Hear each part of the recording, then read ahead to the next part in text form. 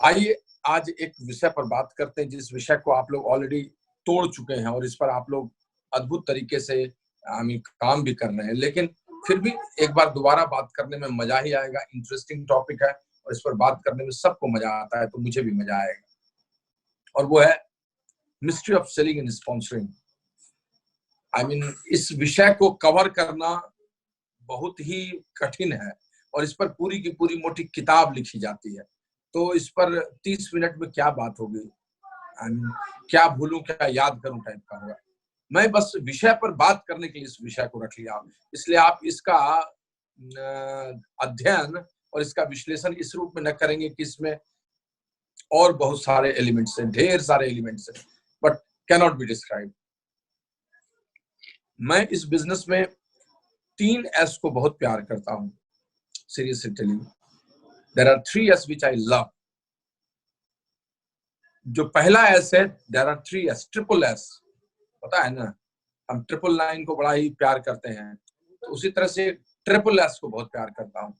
There are 3 S। उसमें से पहला S कौन सा है? The first S is success. I love success, I enjoy it. दुनिया में इससे अच्छी कोई बात नहीं होती है। कहते हैं, लोग कहते हैं कि rewards are going to be given to you because of your achievements, not because of only your efforts. आपने बहुत सारे एफर्ट्स लगाए लेकिन अचीवमेंट नहीं मिला तो रिवॉर्ड देने के लिए कोई नहीं आता है, लेकिन आपने एफर्ट्स लगाए और अचीवमेंट आया तो रिवॉर्ड आपको देने सब आता है। सक्सेस इसी को कहते हैं बॉस, सफलता इसी को कहते हैं। और सफल होना बहुत आवश्यक है। इस दुनिया में हजारों लाखों लोग अभिनय के लिए मुंबई की महानगरी में जाते हैं और सब कोशिश करते हैं, ट्राई करते हैं, लेकिन जो अभिनेता बनकर उभर कर आता है संघर्षों के गलियारों के बीच से, लोग तो उन्हीं को जानते हैं, आप उन्हीं को जानते हैं। एंटरटेनमेंट इंडस्ट्री के वही महान नायक है। इन द सेम वे यहाँ पर भी आपने अच्छा किया, एफर्ट्स अच्छा डाला, लेकिन सफलता आपके कदम को नहीं चूमेगी तो समस्या है। इसलिए इस शब्द से बहुत प्यार करना होगा। फाइनली आपको सक्सेसफुल होना होगा। ये आपकी कहानी अधूरी कहानी नहीं हो, इसका ध्यान रखना होगा। और इस सक्सेस को पाने के लिए 2 S आपको चाहिए। There are 3 S. The first S is success, and for this success you need 2 more S, and they are selling and sponsoring. So success is all about selling and sponsoring. Success ऐसे दोनों पर है, टिका हुआ है। इसी दोनों के आधार पर आप चीज को लेते हैं। सेलिंग और स्पॉन्सरिंग एक जैसी ही चीज है। हमारे बिजनेस में हम किसी को स्पॉन्सर करते हैं, प्लान दिखाते हैं, तो it is like selling idea, it is like selling an opportunity to him so that he can come in this business and he can grow himself and he can accomplish his dreams and goals. और जब हम customer को cell करते हैं तो वो cell भी उसी तरह से करते हैं ताकि उस प्रोडक्ट से वो संतुष्ट हो और उसके ड्रीम्स जो हैं, गोल्स हैं, प्रोडक्ट को यूज करने के वो पूरे हो। तो हमारे बिजनेस में सेलिंग और स्पॉन्सरिंग का जो प्रक्रिया है ऑलमोस्ट एक जैसी है। मेहनत भी एक तरह का, जुनून भी एक तरह का, काम भी एक तरह का, सब एक तरह का, बस वो एक प्रोडक्ट है, ये आइडिया है जिस बिजनेस कॉन्ट्रैक्ट को आप उसको देते हैं, नथिंग एल्स मोर। तो इसलिए मैं ऐसे देखता हूँ। लोग थोड़ा सा अलग करके देखते हैं हमारे डिस्ट्रीब्यूटर आने पर, बट ये दोनों ऑलमोस्ट एक जैसी चीज है। Try to understand. सेलिंग किसको कहते हैं? Ability to complete transactions. आप भाई किसी के सामने गए और जिस प्रोडक्ट को, सर्विसेज को या आइडिया को देने गए, उसका ट्रांजेक्शन आपने उस तक कर दिया, कंप्लीट कर दिया, हस्तांतरण की प्रक्रिया हो गई तो सेल हो गया। ये समझने की बात है ना। इसको हम लोग लीगल भाषा में अगर आप जाइएगा तो आप फाइनेंस की भाषा में जो फाइनेंशियल ट्रांजैक्शंस होते हैं और सब चीजें होती हैं, उसमें इसको कहते हैं ट्रांसफर ऑफ प्रॉपर्टी। एक चीज दूसरे चीज के पास जब तक चली नहीं गई तब तक सेल नहीं माना जाता है, चाहे कुछ कर दे, पैसा भी दे दीजिए, उससे नहीं होता है। प्रोडक्ट जब चला गया, जब आइडिया उसके पास चला गया, कॉन्ट्रैक्ट साइन कर लिया, तभी सेल कंप्लीट हुआ। तो इसीलिए उसके बारे में बोलते हैं कि ability to complete transactions. Sale से जुड़ा हुआ सेल्स पर्सन होता है। तो सेल्स पर्सन और सेल में अंतर क्या है? जिसको जो सेल कर रहा है वो सेल्स पर्सन है। रॉबर्ट स्टीवेंसन ने इस सेल के बारे में बहुत सारी बातें की, बहुत किताबें लिखी है। हम लोग वो सब बात अभी नहीं करने वाले, वो सब मैनेजमेंट की दुकान की कहानी है, और इंडियन इंस्टीट्यूट ऑफ मैनेजमेंट और ये सब पढ़ाते रहते हैं और लोगों को बताते हैं, हमें तो काम से अपना मतलब। बट एक आध लाइन की बात हो तो ये कह सकते हैं कि anyone who sells a product, service और idea is a sales person, सीधी बात है। फ्रैंक बेटकर की किताब हम लोगों ने पढ़ी है कि हम लोग सेलिंग में असफलता से सफलता तक कैसे पहुंचे। उन्होंने लिखा मैं सेलिंग असफलता से सफलता तक कैसे पहुंचा। या जेफ वोल्फ जिसने लिखी है 7 डिसिप्लिन्स ऑफ ए लीडर, उसने भी सेल्स के बारे में अच्छी बातें कही हैं। तो ठीक है, सब लोग कहते ही हैं सेल्स पर्सन के बारे में, कौन है भाई, एंटरप्रेन्योर है, सेल्फ एम्प्लॉयड एंटरप्रेन्योर है, वगैरह वगैरह वगैरह। हमें क्या आज समझना है, हम क्या आपको बताना चाहते हैं? मन में जो शंका आपको कभी हो, चूंकि आप लोग लीडरशिप टॉक में बैठे हुए 15% है, आपके मन में कभी कोई भ्रांति हो, सेल के बेचने के बारे में विचार थोड़ा निम्न हो जाता हो, आपकी सोच में कहीं बेड़ियां आ जाती हो, मैं सेल के बारे में बात करके उन बेड़ियों को सिर्फ काटना चाहता हूं कि आप इसको कैसे समझते हैं, आप इसको कैसे लेते हैं। ये बहुत महत्वपूर्ण है। देखिए, एक जो सामान्य मतलब भ्रांति है, सामान्य सोच है, अब तो कम है लेकिन फिर भी है, अब तो कम है लेकिन फिर भी है, कि सेलिंग इज नोबल प्रोफेशन है कि नहीं, एक अच्छा शानदार प्रोफेशन, कैरियर है कि नहीं। इस पे बहुत लोगों को दिक्कत होती है समझने में। एक तो सेलिंग के बारे में ही लोगों को ठीक से समझ नहीं है। इस दुनिया में जितना भी काम धंधा चल रहा है सब सेलिंग है। तो पढ़े हैं, जाने हैं कि कोई आदमी जब इंटरव्यू देने जाता है तो वो अपने कैंडिडेचर को सेल करता है। कोई कोर्ट में जब एक लॉयर प्ली करता है तो अपने क्लाइंट्स के लिए वो सेल करता है। कोई पॉलिटिशियन स्पीच देता है जब वो अपने वोट को करता है। ये सब तो आप जानते हैं कि सबको सेल करना पड़ता है। फिर भी क्यों सेलिंग के बारे में हमको ये आइडिया आता है? हम पॉलिटिशियन को देख के क्यों नहीं सोच पाते हैं? हम कोई लॉयर को देख कर क्यों नहीं सोच पाते हैं कि सेल्स वाली बात है? हम जब कोई प्रोडक्ट को, कोई आइडिया को, जब हम एमबी बिजनेस का प्लान दिखाने जाते हैं, किसी को प्रोडक्ट देने जाते हैं, तो हमारे मन में नोबल जो प्रोफेशन है अच्छा क्यों नहीं आ पाता है? क्यों इस तरह का नहीं आ पाता है? देखिए, इसका कारण कुछ नहीं है, इसका कारण लोगों की अपनी समस्या है। लोगों की अपनी समस्या है। एक्चुअली क्या है ना कि दुनिया में हम चाहते हैं बहुत बड़ी बड़ी चीज, अच्छी चीज, लेकिन उसको पाने का तरीका जो डायरेक्ट होता है ना, स्ट्रेट फाइट करके फील्ड में जाके, वो करना नहीं चाहते। और इसीलिए उसको कमजोर, या उसको थोड़ा नहीं अच्छा करियर है, या वो उतना बढ़िया नहीं लगता है, या वो डर्टी वर्क है, ये कह के ठुकराते। जबकि सबसे अच्छा काम वही है, ये जानते हैं। क्योंकि हम करने से कतराते हैं। सेल्स के काम और दूसरे काम में क्या अंतर है? सेल्स का काम डायरेक्ट फील्ड वर्क है। स्पॉन्सरिंग करनी है तो प्लान दिखाना है, डायरेक्टली फील्ड वर्क है। प्रोडक्ट देना है तो सीधे प्रोडक्ट पर बात करनी है। इंटेंजिबल वर्क नहीं, ये नहीं कि हम केबिन में बैठ के एक पॉलिसी बना रहे हैं हाउ टू सेल, ये करना नहीं है। ये करने में लोगों को मजा आता है, लेकिन उसी आदमी को सेल करने जाने में मजा नहीं आता है। उसको नोबल प्रोफेशन वो नहीं मानता है। एचआर रिक्रूट करने में मजा आता है, लेकिन वो जाकर प्रोडक्ट को ले जाके काउंटर पे सेल करे, या कहीं बात करे, या एक और फ्रेंचाइजी बनाए, इसको करने में मजा नहीं आता। और जब भी आश्चर्य की बात है कि जो मजा नहीं आता है वो उसकी सोच है, लेकिन जब भी कोई बड़ी कंपनी कहीं हायर करने जाती है किसी बड़े कैंपस में, तो जिस सबसे टैलेंटेड, सबसे तेज विद्यार्थी को वो चयनित करती है, सेलेक्ट करती है, उसको सेल्स में रखती है, उसको उस काम के लिए रखती है जिसको वो करना नहीं चाहता है और नोबल प्रोफेशन के रूप में नहीं देखता है। यानी ये विरोधाभास जो है, इसको समझने की जरूरत है। आप अपने दिमाग में इस बात को जान लीजिए कि जो डायरेक्ट फील्ड वर्क है, जिसको करने से आपका मन कतराता है, लेकिन उसी में सबसे ज्यादा लोकप्रियता और पैसा छिपा हुआ, इसको समझने की जरूरत है।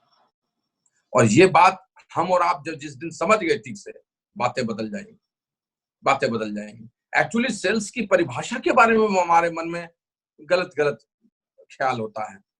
आप एक ही चीज जान लीजिए कि जितने भी कंपनीज के सीईओ रहते हैं, जो भी बड़ी एफएमसीजी की कंपनी है, जो भी बड़ी इस तरह की कंपनी है जिसका सेल्स से मतलब है, वो ट्रैक्टर की हो, वो मर्सिडीज की हो, वो आईटीसी की हो, वो एमवे की हो, तो सब कंपनी का सीईओ वो आदमी होता है जो आदमी एरिया मैनेजर के रूप में रिक्रूट होता है, सेल्स मैनेजर के रूप में रिक्रूट होता है, और शुरू के 5 साल 10 साल वो फील्ड में धक्के खाता है, वही बनता है और उसी को बनाया जाता है।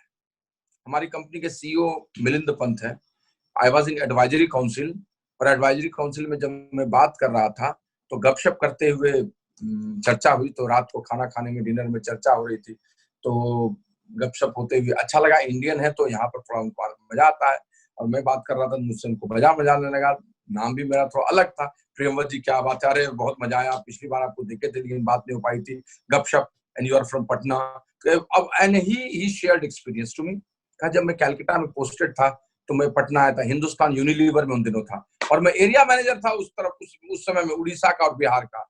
और मैं ट्रेन से उतरा था और मैं हनुमान मंदिर, बजरंगबली पूजा करने के लिए गया था स्टेशन पर हनुमान मंदिर को, और वहां से निकलकर फिर मैं अपने 4-5 फ्रेंचाइजी के यहाँ गया था दिन भर, फिर मैंने लस्सी पी थी धूप में चलकर। यानी he was an area manager and sales manager, and he was doing all those sales activities। 2003-4 की ये कहानी है, आज 2020 है। पिज्जा हट में वो एशिया पैसिफिक का हेड था, और वहां से रिच एंड जे के बच्चों ने, डग एंड स्टीव ने चुना उसको, क्योंकि वो डायरेक्ट सेलिंग की चीजों को अच्छे से समझ सकता है। Now you understand what I mean to say. हम अपनी कंपनी में भी सीईओ की बात की, वो सेल्स का है। हेडक्वार्टर में इतने सारे लोग हैं, अंशु बुद्धि राजा सीईओ ऑफ एमवे इंडिया, इतने सारे लोग हैं, उनके नवरत्न सब हैं, प्रिया डार है, अजय खन्ना है मार्केटिंग में, दीप्तराग भट्टाचार्य है देखने के लिए उस तरफ में, सीनियर वाइस प्रेसिडेंट सब है देखने के लिए, सप्लाई चेन का संजीव सूरी है। लेकिन अंशु बुद्धि राजा के बाद दूसरा नाम किसका आता है? अचिंता बनर्जी का। क्यों? क्योंकि वो सेल्स का हेड है। आप इस बात को समझिए, और इस बात को समझकर ये सोचिए कि जो भी लोग इस बिजनेस में टेंजेबल एक्टिविटीज में हैं, प्लान शो करने वाले हैं, प्रोडक्ट डिटेल करने वाले हैं, वही ऊपर क्राउन एम्बेसडर और उससे भी ऊपर जाते हैं। और उनका घर कमरे में बैठकर लैपटॉप पर ये करने के लिए नहीं होता है, उनका घर अंदर कमरे में बैठकर एचआर रिक्रूटमेंट का नहीं होता है। वो पसीना बहाते हैं और वो प्लान दिखाते हैं, वो प्रोडक्ट रिटेल करते हैं, सेल करते हैं, वो लोगों को स्पॉन्सर करते हैं। मैंने अपने एफईडी में डायमंड सेलिब्रेशन में बोला भी था कि ये काम करने जब मैं जाता था तो मुझे भी लज्जा होने लगती थी, मैं क्या कर रहा हूँ, लोग क्या कहेंगे। लेकिन बाद में मुझे पता चला, अरे यार जो ये काम कर रहा है उसी की जय होने वाली है। और लिखा भी है दिनकर ने कि प्रासादों के कनकाब शिखर होते कबूतरों के हैं घर, महलों में गरुड़ न सोता है, कंचन पर कभी न होता है, बसता है कहीं पहाड़ों में, शैलों की फटी दरारों। यानी जो प्रासाद महल होते हैं ना, उनका जो कोना कोना होता है, कनकाब शिखर, उसमें कबूतर रहता है। कबूतर जो बहुत मजबूत पक्षी नहीं होता है, कमजोर, एचआर, आईटी, फाईटी, सप्लाई, लॉजिस्टिक्स, ये सब हैं, वो वहां रहता है। महलों में गरुड़ न होता है। गरुड़ सेल्स का आदमी, जो बड़ा आदमी है, मोटा आदमी है, जो उड़ता है, ऊंचा, ऊंची उड़ान भरता है, वो महल वहल में नहीं रहता है, वो रहता है ऊंची पहाड़ों में, उसके फटी हुई शिलाओं दरारों के बीच में। सेल्स के बारे में जब आपको ये आएगा तो आपकी छाती चौड़ी हो जाएगी और आपको लगेगा कि you are doing something best. तो वो सब सेल का डेफिनेशन मेरे लिए नहीं है। मैं तो सेल्स के डेफिनेशन में कहता हूं कि किसी व्यक्ति या संस्था की जरूरतों को पहचान कर उसकी आवश्यकताओं के अनुरूप जब हम सेवा या उत्पाद उपलब्ध कराते हैं और उन्हें संतुष्ट करते हैं और एक कल्याणकारी कार्य की तरह सोचते हैं, तो उसी को सेल्स कहा जाता है, उसी को बिक्री कहा जाता है। और वो सबसे सुंदर, सबसे बढ़िया होता है। और सेल हर जगह होना ही है, हर लोगों को करना ही है। It should be pride in selling, it should be pride in performance. पूजा के प्रसाद में भी बिक्री छिपी हुई है। जाइए पूजा करने, बिना सेलिंग के पूजा नहीं कर पाइएगा, खरीदना पड़ेगा आपको प्रसाद। पूजा के प्रसाद में बिक्री छिपी हुई है, सेल छुपा हुआ है। और मौत से जूझ रहे व्यक्ति का अस्पताल में वेंटिलेटर जो खरीद कर आता है, उसमें सेल्स छुपा हुआ है। सिंदूर जिससे विवाह होगा, उसमें सेल्स छिपा हुआ है। और एनसीईआरटी किताब जिससे पढ़ाई में परीक्षा टॉप करने वाली आपकी बेटी और बेटा, उसमें सेल्स छिपा हुआ है। नमक में सेल्स छिपा हुआ है और ट्रैक्टर और मर्सिडीज में भी छिपा हुआ है, और आपके घर में आने वाला झाड़ू में भी सेल्स छिपा हुआ है, और प्रोटीन पाउडर में भी सेल्स छिपा हुआ है। You should have pride in selling. आपको प्राइड होनी चाहिए। बैंक का लोन देने जब आता है आदमी तो सेल्स करता है, आपके सामने पिच करता है, सर सेल्स लीजिए, सर लीजिए ना, लीजिए ना, लीजिए ना सर, लीजिए ना। He is selling. So you must be pride in selling. Selling selling के बारे में जब तक आप ऐसा नहीं सोचिएगा, आपके मन में चीजें नहीं बदलेंगी। और यही समझना सबको बदलना है। आपको गौरव का अनुभव होना चाहिए, और गौरव का अनुभव होगा जब आपके अंदर में कन्विक्शन आएगा। कहते हैं कि sales is nothing but 90% conviction and 10% communication of the conviction. 90% आपका कन्विक्शन है और 10% आप उसको कैसे कम्युनिकेट करते हैं उसका कन्विक्शन है। हम लोग आए कोलकाता में थे, हम लोग ओम प्रकाश जी, सब लोग, डायमंड मनोज भी थे, हमको रंजीत राजेश लोग थे, हम लोग सब लोग थे। बड़ा मजाक किए वहाँ, बहुत अच्छा मजा आया। 5-6 दिन रहे वहाँ और आनंद किए वहां पर। सब जब पढ़ाई हो गई, सब जब क्लासेस हो गया ना, तो सबसे अंत में क्लास लेने आया एक आदमी जिसका नाम था संजय सिंह। और बात तो सबने अच्छी की, लेकिन सबसे मजेदार बात उसने की, और उसने सेल्स पे बात की। कहा यार सेल्स असल चीज तो यही है। कहा झंझावात से जब जूझा जाता है और जब संघर्ष किया जाता है ना, उसी को सेल्स कहते हैं। सेल्स का एग्जीक्यूटिव से लेकर सीईओ जब सवेरे उठता है ना, उसी समय से उसकी कहानी सेल्स की शुरू हो जाती है। वो आदमी क्या सेल्स का आदमी जिसने 2 कॉल नहीं किया रोज, 2 फॉलोअप नहीं किया, कैलेंडर में 10 उसके चीजें फेल नहीं हुई, 3 चीजें सक्सेसफुल नहीं हुई। सक्सेस तो उसके रक्त में है जो रोज बहता है, उसकी सांसों में है जो रोज चलता है। और उसने अंत में कहा कि भाई मेरे, एक चीज जान लीजिए, अगर आपको अपने आप पर गौरव करना है तो मैं आपको बता दूं। और हंसी मजाक में उसने कहा, इस ईश्वर ने जब इस प्रकृति की रचना की तो सबसे पहले पेड़, पहाड़, पर्वत, नदियां बनाई। उसके बाद सबसे छोटा क्रिएचर बनाया, इतना छोटा सा कीड़ा, माइक्रोबग। उसके बाद उससे थोड़ा बड़ा कीड़ा सा बनाया, कीड़ा मकोड़ा जो होता है। फिर कुछ सरीसृप बनाए जो चल रहे थे ऐसे वैसे। फिर छोटे मोटे खरगोश वरगोश बनाया, गिलहरी उलहरी बनाई। फिर उसके बाद कुछ बीच बीच के मंझोले एनिमल्स, जानवर बनाए। फिर उसके बाद बड़ा जानवर बनाया, हाथी, घोड़ा, बाघ। फिर उसके बाद उन्होंने मैन बनाया, आदमी बनाया। फिर उसके बाद उन्होंने बनाया सुपर में, ही मैन बनाया। ही मैन ने फिल्म देखे हो, ही मैन बनाया। फिर उसने, हेलो, मेरी आवाज आ रही होगी लेकिन पिक्चर नहीं आ रहा होगा, कोई बात नहीं। आई एम ऑडिबल ना? हाँ भैया आवाज आ रही है। ठीक है। फिर उसने हीमैन बनाया, हीमैन बनाया, और हीमैन बनाया तो बड़ा खुश हुआ। फिर कहा नहीं, इससे भी अच्छा और कुछ बनाना चाहिए। तो उसके बाद उसने सुपरमैन बनाया, सुपरमैन बना के खुश हुआ। फिर उसने उसके ऊपर और बनाया, स्पाइडरमैन बनाया। और स्पाइडरमैन बनाने के बाद भी संतोष नहीं हुआ, तब अंत में एक सांचा गढ़ा और उसने सेल्समैन बनाया, सेल्समैन बनाया। And he was laughing saying all those things. So कहने का ये मतलब है कि सेल्स के बारे में जब तक आपको प्राइड नहीं होगा ना, तब तक आपको मजा नहीं आएगा। और ये प्राइड जब आएगा आपको प्रोडक्ट देने में, किसी को स्पॉन्सर करने में, बात करने में, तभी आपको लगेगा कि चीजें बदल रही। लेकिन ये आपके कन्विक्शन से आएगा और वो आपको लाना पड़ेगा। एक बड़ी अच्छी कहानी एक जगह दे रहा था, मैंने पढ़ा था, मुझे भी बहुत अच्छा लगा सुनकर। उस कहानी में यह था कि एक लाइफ इंश्योरेंस का आदमी प्रोडक्ट बेचता था, इंश्योरेंस बेचता था। अच्छी बात है, बेचता था। तो बेचने के क्रम में वो 10,000 का, 20,000 का, 25,000 का इंश्योरेंस प्रीमियम वाला, यानी 5 लाख 10 लाख का बेचता था। तो अच्छा ही करता था। एक दिन उसके एक बॉस ने बताया कि यार तुम 5 लाख 10 लाख का बेचते हो, तुम 1 करोड़ का इंश्योरेंस क्यों नहीं बेचते हो, 2 करोड़ का क्यों नहीं बेचते हो, 1.5 करोड़ का क्यों नहीं बेचते हो? कहा क्या बात बोलते हैं बॉस, कौन लेगा बिग टिकट साइज, ऐसे तो कैसे मुश्किल से लेता है, कौन लेगा? उसने कहा लेगा, लेकिन तुम्हारा ही कन्विक्शन नहीं मानता है। फिर उसने कहा अच्छा ये बताओ, तुम अपनी जिंदगी में रोज जैसी जिंदगी जी रहे हो उसमें तुमको क्या क्या चीजों की जरूरत है? का टीवी की जरूरत है, फ्रिज की जरूरत है, इस चीज की जरूरत है, रोज का खर्चा ये है, 50,000 रुपये महीने तो इस चीजों में लग जाता है, पत्नी ये करती है, स्कूल है, ये सब कुछ है।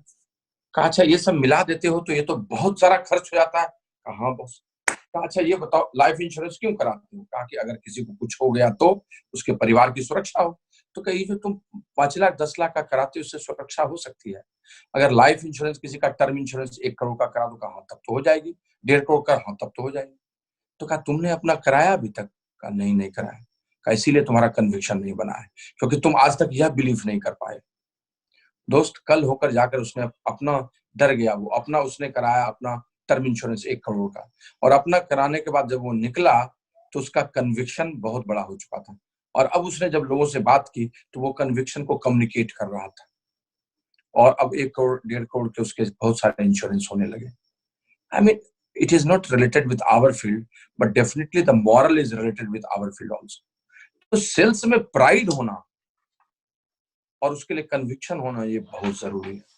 और मैं आपको इसीलिए आज इस बात को आपके सामने रख रहा था कि लोग बहुत बोलते हैं, मेरे साथ लोग बैठते हैं, बात करते हैं और कहने लगते हैं कि सर सब कुछ तो बहुत बढ़िया है, सब कुछ तो बहुत बढ़िया है, लेकिन सर प्रोडक्ट नहीं बहुत सारा रिटेल कर पाते, 100 पे भी 150 पे भी होता है, 300 नहीं हो पाता है, 300 400 नहीं हो पाता है, सर स्पॉन्सरिंग नहीं कर पाता हूँ। एक्चुअली सेलिंग में प्राइड होने के साथ ही चीजें बदलती हैं, और प्राइड होने में जब कन्विक्शन आ जाता है ना, तो बॉस मामला तो ऐसे सरपट बदलता है कि आप उसकी कल्पना भी नहीं कर सकते, इवन यू कैनॉट इमेजिन।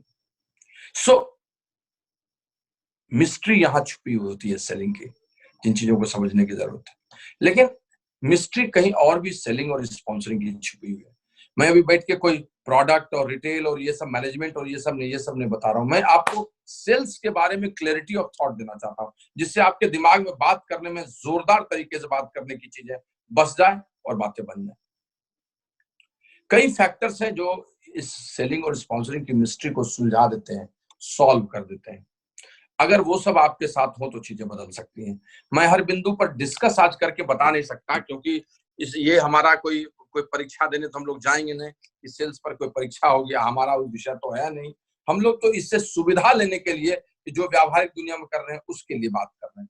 इसलिए मैं कुछ बिंदु के बारे में चर्चा करके सब बिंदु की चर्चा करूंगा भी नहीं, अलग अलग तरीके से भी मैंने उनकी चर्चा की हुई है, कभी और भी हो जाएगा। और आप उसको जानते भी हैं, लीडरशिप टॉक कर रहा हूँ मैं, 3% 6% से बात नहीं कर रहा हूं, तो मैं ये सोच के चल रहा हूं कि बेसिक्स चीज आप जान रहे हैं। मेरे कहने का एक मकसद ये है कि आपकी जो सेलिंग और स्पॉन्सरिंग की जो मिस्ट्री है, ये मिस्ट्री रिजॉल्व होगी जब कुछ चीज आपके अंदर में रिजॉल्व हो जाएगी। सबसे पहले तो मैंने आपको जानबूझ के सेल के बारे में कुछ आपसे बातें की, अंतरंग बातें की, कि सेल के बारे में कुछ मजेदार चीजों को आप समझिए। सेल्स के बारे में आप ये समझिए कि लोगों का नजरिया इसके प्रति नोबल प्रोफेशन एकदम है, लेकिन चूंकि वो कर सकने में सक्षम नहीं हो पाते हैं, इसलिए वो बाएं दाएं भागते हैं, और दुनिया में हर जगह जीत के शिखर पर सेल्स का ही आदमी बैठा होता है।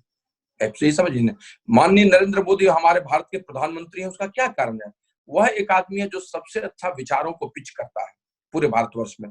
जब भारतीय संसद के लिए चुनाव का समय आता है तो हर लोग चाहते हैं कि नरेंद्र मोदी उनके क्षेत्र में आधा घंटा का भाषण दे दे। क्यों क्यों वो दे दे? क्यों नहीं और कोई दूसरा? क्योंकि वो क्यों ये सरकार बने, इस विचार को बेच देते हैं लोगों के समक्ष में, और उसको बता देते हैं दृष्टांतों से, उदाहरणों से, कंटेंट से, रॉ मटेरियल से, उसके फॉलो अप करके, और अपने सपनों को दिखाकर कि 5 साल में भविष्य कैसा होगा भारत। कोई आदमी जब किसी फील्ड में होता है और खेलते रहता है तो सेंटर फॉरवर्ड के रूप में लियोन मेसी या किसी बड़े लीडर को क्यों चाहता है? क्योंकि उसको लगता है कि ये आदमी आएगा तो टीम को जिता देगा, यानी उसको ट्रॉफी दिला देगा। कोई अपने अपलाइन को लेकर कहीं पर क्यों प्लान दिखाने के लिए जाने की कोशिश करता है जब तक कि वो उससे सीख नहीं ले? क्योंकि उसका अपलाइन बेस्ट पिच करेगा उसके आइडियाज को या उसके प्रोडक्ट के बारे में चीजों को। तो इस चीज को समझने की जरूरत है। ये नोबल प्रोफेशन है, सिर्फ उन चीजों को साथ लेके चलने की जरूरत है, और जीत के शिखर पर हर क्षेत्र में वही लोग हैं जो सेल्स के लोग हैं। इसलिए इससे अच्छा नोबल प्रोफेशन कोई नहीं है।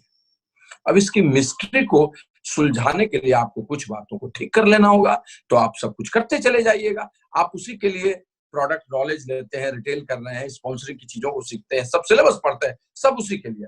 मैं सेल्स को आपके अंदर में अंतर स्थापित करने के लिए ये सब बातें बोल रहा हूं। सेल्स की मिस्ट्री को सुलझाने के लिए जो पहला बिंदु है, 5 बिंदु हैं जो मैं आपसे शेयर करूंगा। इसमें से 1 या 2 बिंदु की मैं चर्चा करूंगा, क्योंकि समय भी कम है और आप जानते हैं मैं बिंदु बता दूंगा तो आपके दिमाग में आ जाएगा, आप उस आपको काम कीजिएगा। कोई परीक्षा तो नहीं है कि सबका की व्याख्या बिंदुवार और बड़े बड़े स्तरों पर हमेशा करूं। जो पहला बिंदु है वो है बर्निंग डिजायर। सेल्स की मिस्ट्री को सुलझा देता है। ये स्पॉन्सरशिप की स्पॉन्सरिंग किसी की बहुत होने लगती है, उसको सुलझाने का, इस रहस्य को पर से पर्दा उठाने के लिए ये एक बिंदु सफिशिएंट है, वो है बर्निंग डिजायर, या जो भी कह लीजिए, नौकरी वोकरी में इसी को फियर फैक्टर कहते हैं, अपने यहाँ तो ये बर्निंग डिजायर है। दूसरा है abundance of raw materials.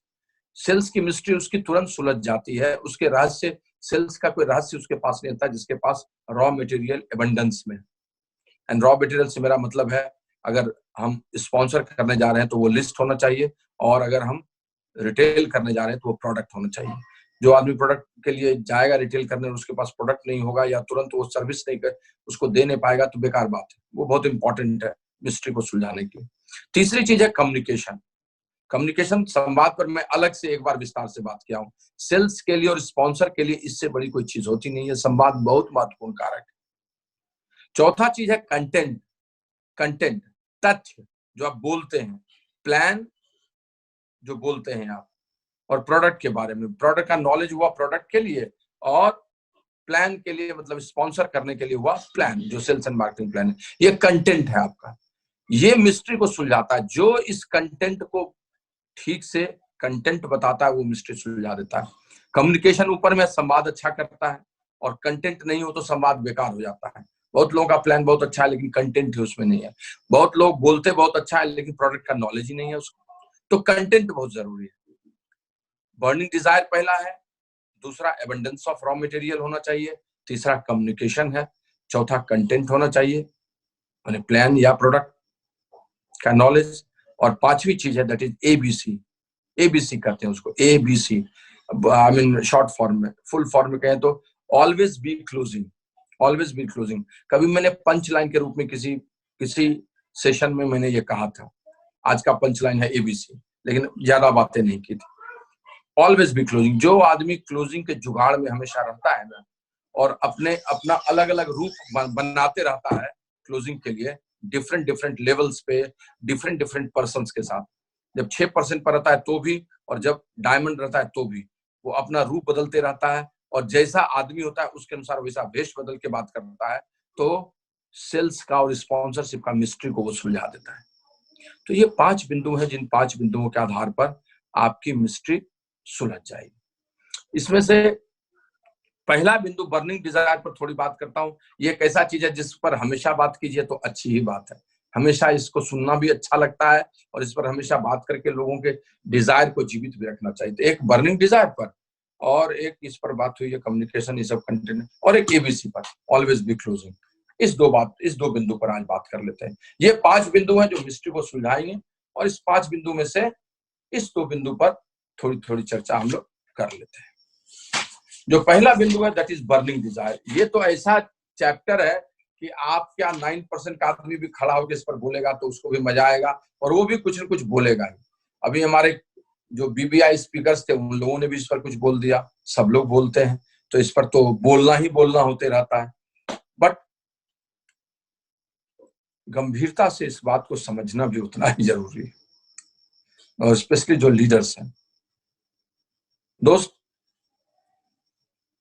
Dzire इच्छा हुई, तमन्ना, तमन्ना शब्द थोड़ा बढ़िया लगता है, और उसके आगे में बर्निंग लग गया, यानी तड़पती हुई, जलती हुई, धधकती हुई तमन्ना, धधकती हुई इच्छा, बर्निंग डिजायर।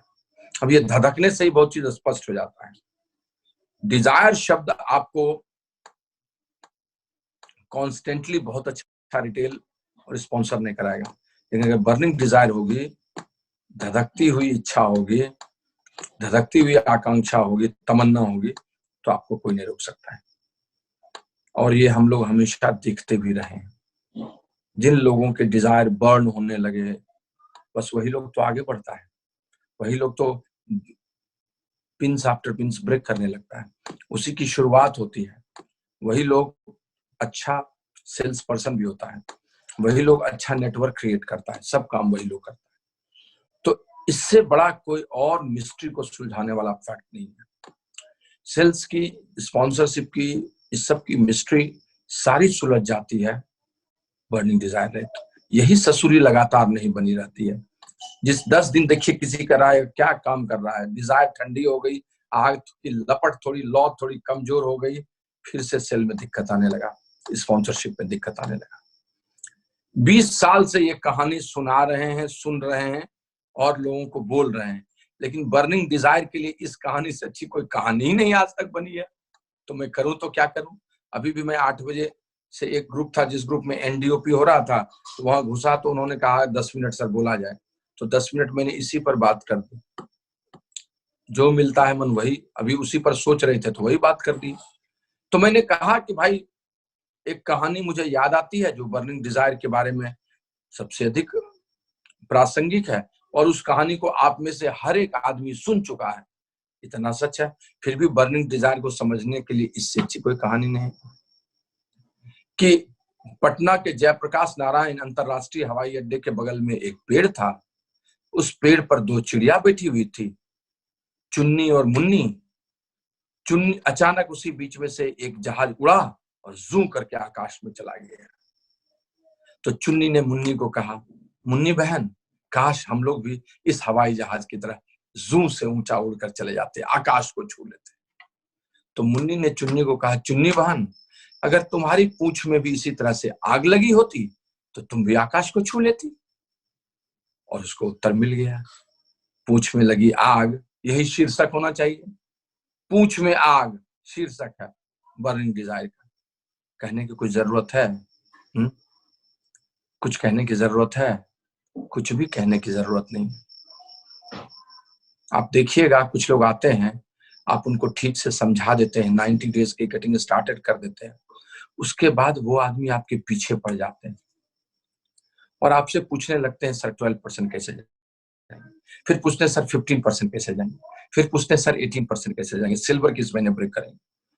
आपको उनको बताना नहीं पड़ता है कि प्रोडक्ट कहाँ रिटेल कर रहे हो, कस्टमर कैसे बना। आपको उनको ये भी नहीं बोलना पड़ता है कि यार तुमको दिक्कत नहीं हो रही है, प्लान दिखाते हो 2 ज्वाइनिंग तो पिछले महीने हुआ था, फिर इस महीने 3 ज्वाइनिंग हुई। लोग नो तो नहीं बोल रहे हैं, न तो वो आपसे चर्चा करता है कि नो बोला लोग सब, न तो वो आपको कहता है कि कस्टमर ने डेमो देखने से इनकार कर दिया, न तो वो आपको ये कहता है कि अभी 3 प्लान दिखाए सर एक भी ज्वाइनिंग नहीं हुई। क्यों नहीं कहता है?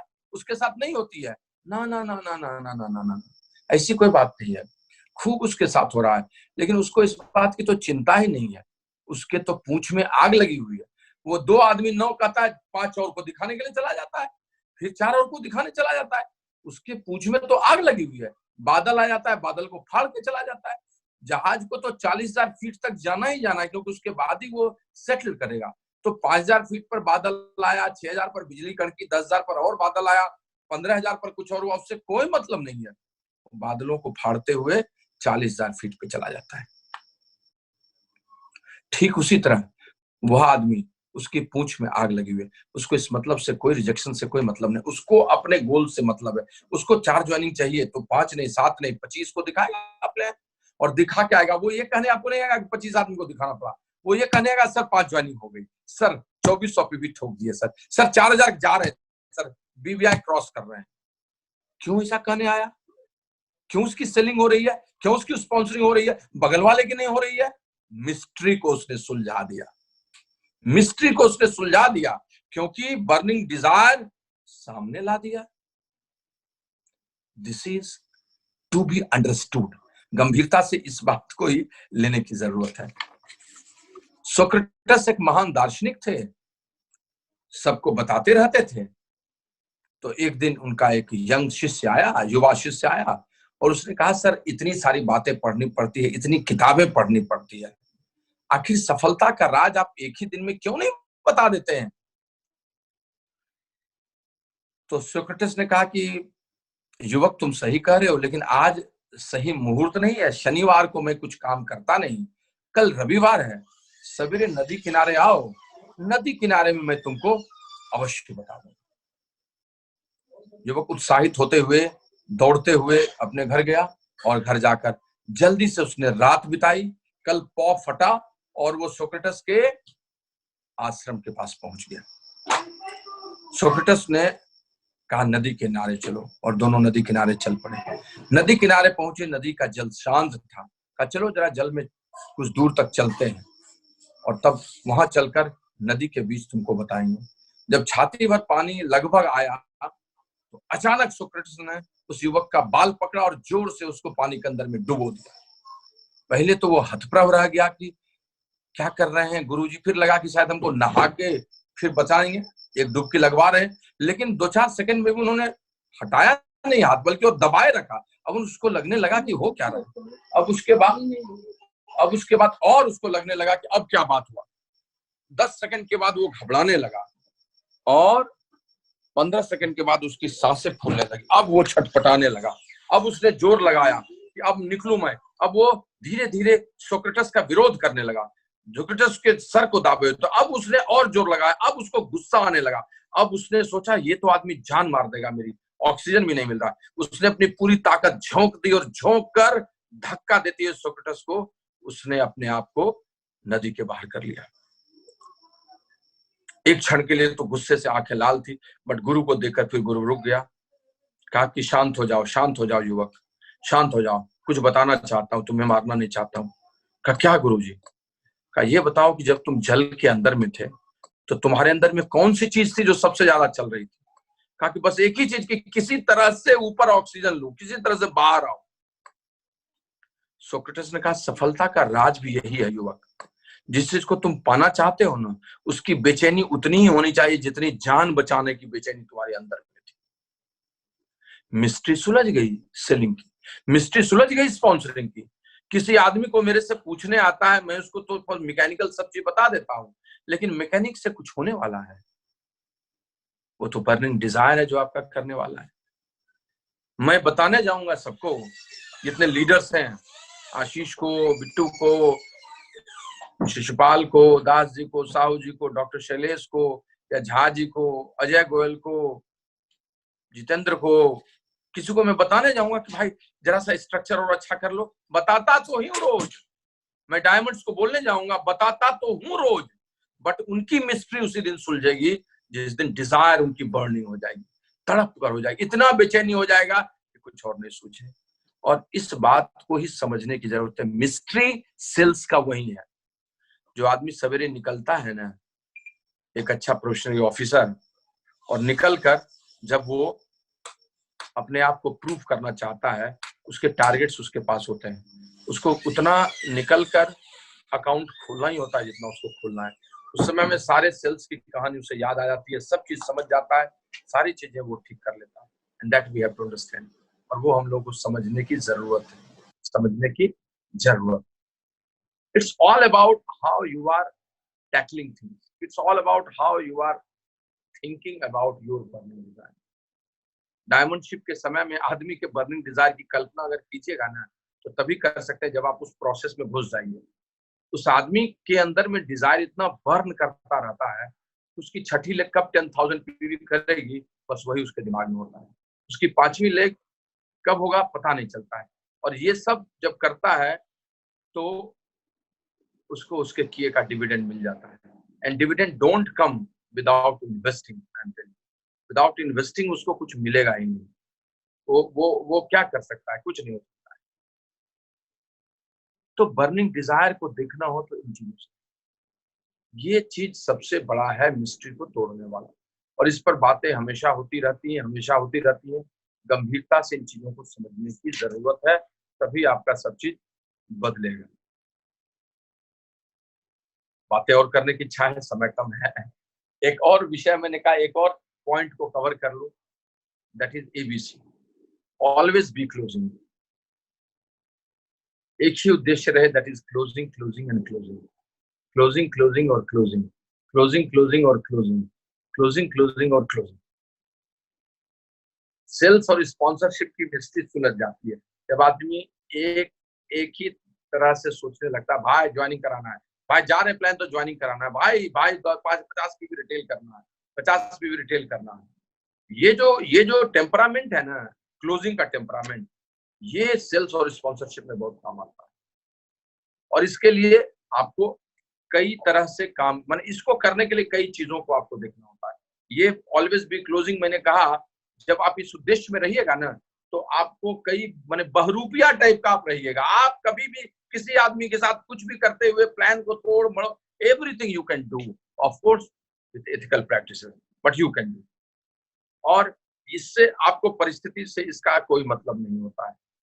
किसी ने कहा कि knowing when to close is like baking a cake। जैसे केक को बेक किया जाता है ना, उसी तरह से सेल्स को कब क्लोज किया जाए, ये केक को बेक करने जैसा है। ज्यादा आंच दीजिएगा तो जल जाएगा, कम आंच दीजिएगा तो कच्चा रह जाएगा, और प्रॉपर आंच दीजिएगा तो केक बेक होके निकल जाएगा।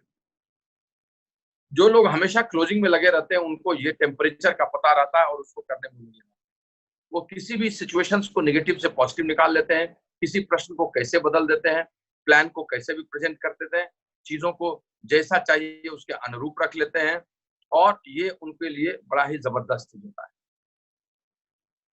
आई मीन प्रश्न किसी कोई प्रोडक्ट को देने जाता है, उसकी पैकेजिंग है, अब लाल पीला और हरा तीनों पैकेजिंग है, he has gone to a customer और दे रहा है, कहा उसको देते वक्त बोला तो कस्टमर ने उससे पूछ दिया कि भाई इसमें से तीनों में से कौन तुमको अच्छा लग रहा है, या इस तीनों में से मैं कौन खरीदूं? तो कोई बोलता है कि सर कोई भी खरीद सकते हैं, आप जो मन लीजिए, हमारे लिए तो सब समान है।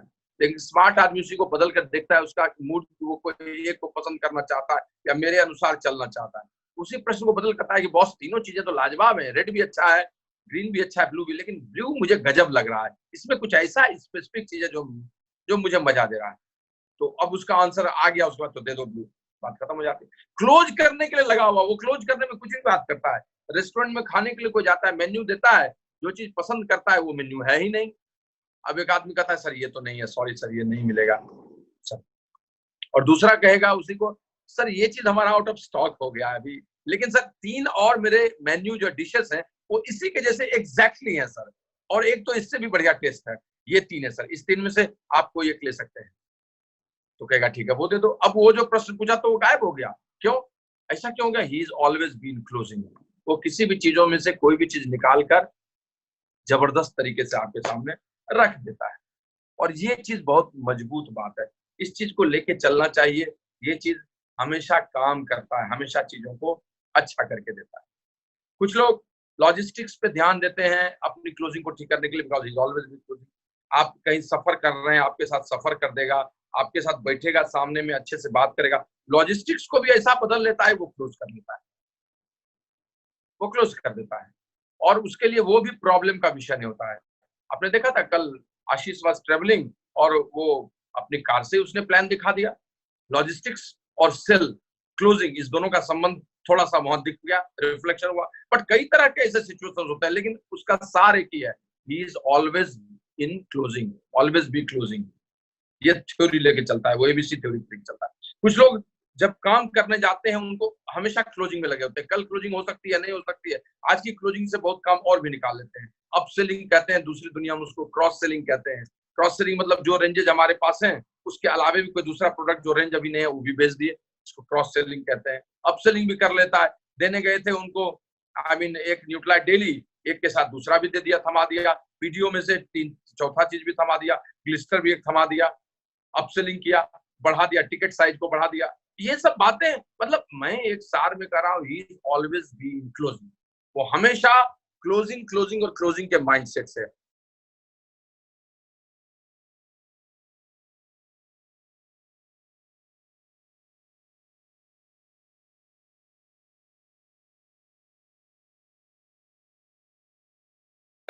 फलसफा बदल लेता है। मैं नॉर्वे की मैं स्वीडिश मैं जा रहा था स्वीडिश एयरलाइन से, यस, तो मैं स्कैंडिनेवियन कंट्री के ऊपर से उड़ रहा था, मुझे जाना था कहाँ, मुझे जाना था, नहीं मैं एमिरेट्स से जा रहा था, आई एम सॉरी। तो मैं सिएटल जा रहा था, याद है, इतनी जगह इतने बार जाते हैं। तो सिएटल जा रहा था, तो सिएटल जाने के जो रास्ता है उसमें एमिरेट्स जो है वो मेन अटलांटिक सी होकर नहीं ले जाता है, मतलब यूरोप क्रॉस करते हुए, अटलांटिक सी क्रॉस करते हुए फिर ईस्टर्न कोस्ट को टच करे, कहीं बॉस्टन में, न्यूयॉर्क में, ऐसा नहीं करता है।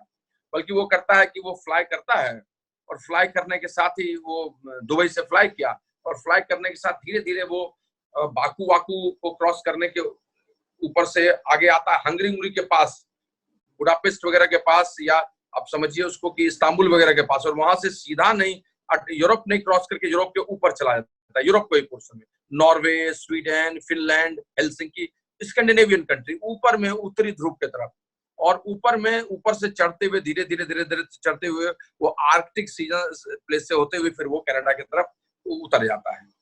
तो जब स्कैंडिनेवियन कंट्री नॉर्वे वगैरह को क्रॉस कर रहे थे तो एयर होस्टेस आई, तो उसने मुझे कहानी सुनाई। मैं सबसे कहानियां सुनता रहता हूँ।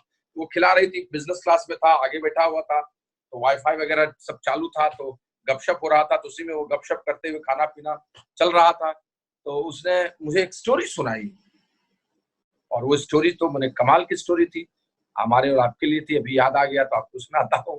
तो उसने स्टोरी सुनाई कि नॉर्वे एक देश है जहां पर ठंड बहुत पड़ती है, और वहां पर वैक्यूम क्लीनर की बिक्री उतनी नहीं होती है, फिर भी होती है, तो लोग उसका डेमोन्स्ट्रेशन देने सबके घर में जाते हैं।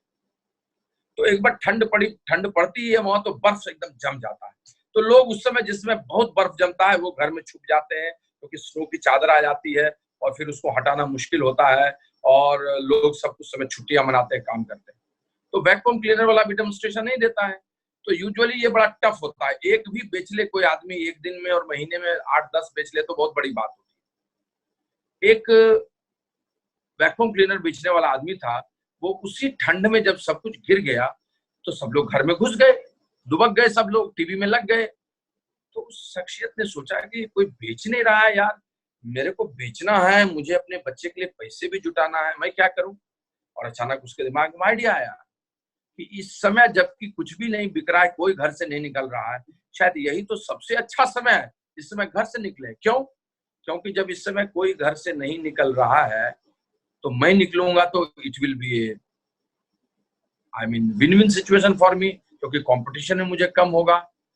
दूसरी चीज की इस समय में घर में सब लोग मिलेंगे, क्योंकि सब घर में छुट्टियां मना रहे हैं, तो घर में मिलेंगे तो मेरा डेमो मैक्सिमम होगा, अपॉइंटमेंट कैंसिल नहीं होगी। और तीसरी चीज, मैं जब भी किसी को डेमो भी कर देता हूं तो वो कहता है ठीक है यार, अच्छा तो लगा, तुम नेक्स्ट टाइम की एक मीटिंग फिक्स कर लो, घर में आओ। तो मैं अपनी वाइफ से भी पूछ लेता हूँ, तो स्पाउस भी इसमें डिसीजन मेकर होती है, तो फिर पता नहीं दोनों का अपॉइंटमेंट मिक्स नहीं हो पाता है, 1 महीना लग जाता है। अभी तो उसकी पत्नी भी घर में होगी, तो एक तो अभी मिलेगा, पति पत्नी दोनों घर में होगी, तो डिसाइड करने में मौका मिल जाएगा। और उसने ये निर्णय ले लिया, और निर्णय लेकर वो घुस गया, और घुस के उसने डेमो करना शुरू कर दिया। फिर उसने सोचा यार, मैं सबको दिखाने के लिए दूर दूर 20-20 किलोमीटर 25 किलोमीटर जाता हूँ, और मेरे बगल के पड़ोसी हैं, मैं शर्म के मारे उन्हीं को नहीं दिखाता हूँ, मैं उनको क्यों नहीं दिखाऊं। और उसके बाद उसने कहा ठीक है यार, this is the right time, I will start from today. और वो बगल के पड़ोसी के घर में घंटी बजाया, घंटी को खोला, hi my name is John, I am your neighbour, अंग्रेजी में बोल रहा हूँ, हिंदी कर देता हूँ, मैं आपका बगल का पड़ोसी हूँ, और इतनी ठंड में आप लोग घर में सिक्योर रह रहे हैं, बहुत अच्छी बात है। मैंने सोचा कि आप लोग घर पर हैं तो आपको एक ऐसे प्रोडक्ट का डेमोन्स्ट्रेशन दूं जो आपके लिए बहुत फायदेमंद है, और आपका पड़ोसी हूँ तो इतना तो हक मुझे बनता ही बनता है, तो क्या मैं अंदर आऊं? और उन्होंने कहा कि हाँ अंदर आओ। प्रेम से पूछा, बहुत अच्छा लगा, शुक्रिया आप बुलाने का। और उसने डेमोन्स्ट्रेशन पूरा दिखाया। डेमोन्स्ट्रेशन पूरा दिखाने उसने कहा कि आप और आपका परिवार इतना सुंदर और अच्छा है, लेकिन क्या आप उतने ही स्वस्थ वातावरण में रहना नहीं पसंद करेंगे? और फिर अंत में जब उसने वैक्यूम क्लीनर से गंदगी निकाली तो एक कटोरी में लेके कहा कि ये सब अगर आपके घर से निकले रहे और आपके बच्चे और आप स्वस्थ रहे तो कैसा रहेगा। लोगों को उसका पड़ोसी कहना बहुत पसंद आया, एक हक की बात है, रिलेशनशिप की बात है। लोगों को उसके विनम्रता से घुसने का अंदाज पसंद आया, लोगों को स्वास्थ्य के बारे में बोलना लोगों को रास आया, और लोगों को वो कटोरे का डेमोन्स्ट्रेशन दिखा के, उस गंदगी को दिखाकर उससे बचने की बात करना और पसंद आया। और उसकी पत्नी भी वही थी, इतना अलाइंड हुआ, यू विल नॉट बिलीव, उसने एक दिन में 24 वॉल्यूम वैक्यूम क्लीनर्स बेच दिए। एक दिन में 24 वैक्यूम क्लीनर बेचना मैंने वो महीनों में लोग नहीं कर पाते थे, and he has done it, and he has done it. Why? Because he goes through ABC, always be closing. उसने कहा यही तो टाइम है क्लोज करने का, यही तो टाइम है सेल करने का, यही तो टाइम है अपनों को देने का, यही तो टाइम है रिश्तेदारी को प्यार से सामने रखने का। फ्रेंड्स, मिस्ट्री कहाँ है सेल्स में, मिस्ट्री कहाँ है स्पॉन्सरिंग में? अगर आप एबीसी पर बिलीव कर लें, ऑलवेज बी क्लोजिंग पर बिलीव कर लें, ऑलवेज बी क्लोजिंग पर बिलीव कर लें, आप बहुत अच्छा रिटेल कर सकते हैं। 300 पे भी तो कुछ है ही नहीं आपके लिए। और आप 2 ज्वाइनिंग हर महीने तो कर ही सकते हैं, ये है ही नहीं, क्योंकि कहीं न कहीं से एक रहस्य का पर्दा था आप पर। बस उस रहस्य के पर्दे को हटा देने की ज़रूरत है और सामने अपने सपनों को रखने की ज़रूरत है। चीज़ें खुद ब खुद बनती चली जाएँगी। बहुत मज़ा आया मुझे सेल्स पे बात करके, मैं भी उत्तेजित हूँ, रोमांचित हूँ और मैं चाहता हूँ कि आपके साथ मैं भी मिलकर इस मिस्ट्री को और सुलझाऊँ और आगे बढ़ूँ। आप ऐसे ही आगे बढ़ते रहिए, आपसे मिलना बहुत अच्छा लगता है।